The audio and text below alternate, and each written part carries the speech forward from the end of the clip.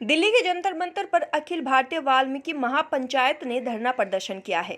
बता दें कि उन्होंने माननीय गृह मंत्री को एक पत्र भी लिखा है, जिसमें लिखा है कि जम्मू कश्मीर से धारा 35A, धारा 370 जैसे भ्रमित करने वाली कानूनी धाराओं को हटाया जाना और वहां पर रहने वाले सफाई कर्मचारी व अन्य उचित समाज के लोगों को लाभ करने वाला निर्णय है। अखिल भारतीय वाल्मीकि महापंचायत आपके इस निर्णय का स्वागत और अभिनंदन करते हैं।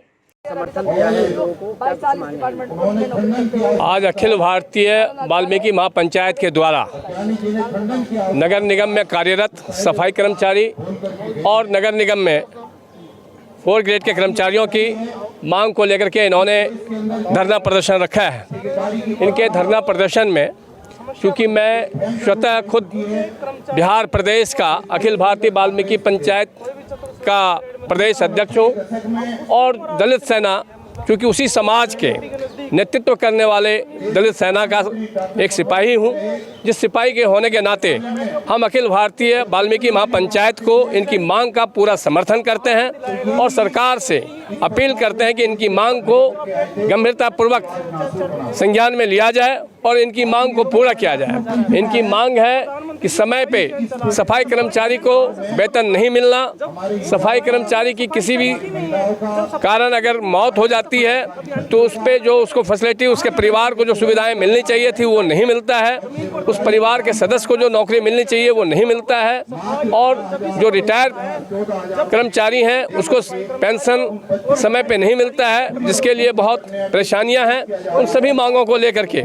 आज अखिल भारतीय वाल्मीकि महापंचायत के द्वारा विज्ञापन दिया जा रहा है। इनके विज्ञापन का दलित सेना और मैं स्वयं इनका समर्थन करता हूं और इनकी मांग को लेकर के जहां भी जिस भी विषय पे, जिस भी मोड़ पे लड़ाई लड़नी होगी लड़ेंगे हम लोग। देखिए, अखिल भारतीय वाल्मीकि महापंचायत है और देश के 25 राज्यों में ये कार्यरत है। हमारे जो दिल्ली नगर निगम में सफाई कर्मचारी भाई बहन हैं और जो हमारे दिल्ली नगर निगम में ही चतुर्थ श्रेणी के जो शिक्षा विभाग में कार्यरत कर्मचारी हैं, उनकी सम्मानित नेता हमारे बीच में है मीना बागड़ी जी और आज़ाद जी।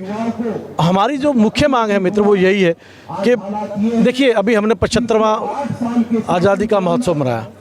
सफाई कर्मचारी जो हमारे भाई बहन हैं 25, 26, 30 साल से रेगुलराइज नहीं हुए हैं, नियमित नहीं हुए, उनको कैशलेस स्कीम, आधार कार्ड, जिस तरह से आधार कार्ड आपने बनाया ऐसे एक कार्ड ऐसा बने हमारे सफाई कर्मचारी भाई बहनों का कि उनको स्वास्थ्य सेवाओं में वो कार्ड कैशलेस स्कीम के माध्यम से उसको सुविधाएं मिल सके। तीसरा, हमारा जो टेक्निकल स्टाफ घोषित किया जाए सफाई कर्मचारियों का पूरे भारत में।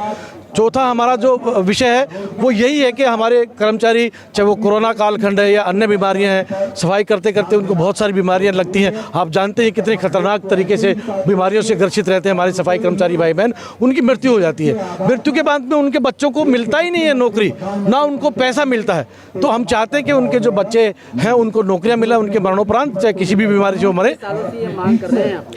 हमारे जो मजदूर संगठन है और जो सामाजिक संगठन है वो पिछले कई वर्षों से ये इस तरह की मांग हमारी है, लेकिन अभी तक सरकार ने इसके ऊपर कोई गंभीर एक्शन नहीं लिया है। मीना बागड़ी जी, कब अपनी मांगों को लेकर प्रदर्शन कर रहे हैं आप? सर, हम 2010 से कंटिन्यू चल रहे हैं और 2012 में हमने 107 दिन धरना सिविक सेंटर पर रखा भी था, लेकिन हमारे को कोई ऐसी मिल नहीं रही खुशखबरी, जैसे कि हमारे कर्मचारियों को पक्का किया जाए या कुछ भी, क्योंकि हमारे एजुकेशन डिपार्टमेंट में 4 कैटेगरी के लोग हैं, सफाई कर्मचारी, नर्सरी आया, चौकीदार, अटेंडेंट, तो सभी के साथ बुरा हाल है। 20-25 सालों से उनको ना तो पक्का किया जा रहा है, ना ये घोषणा की थी कि समान काम से समान वेतन मिलेगा, लेकिन वो वेतन भी नहीं मिल रहा।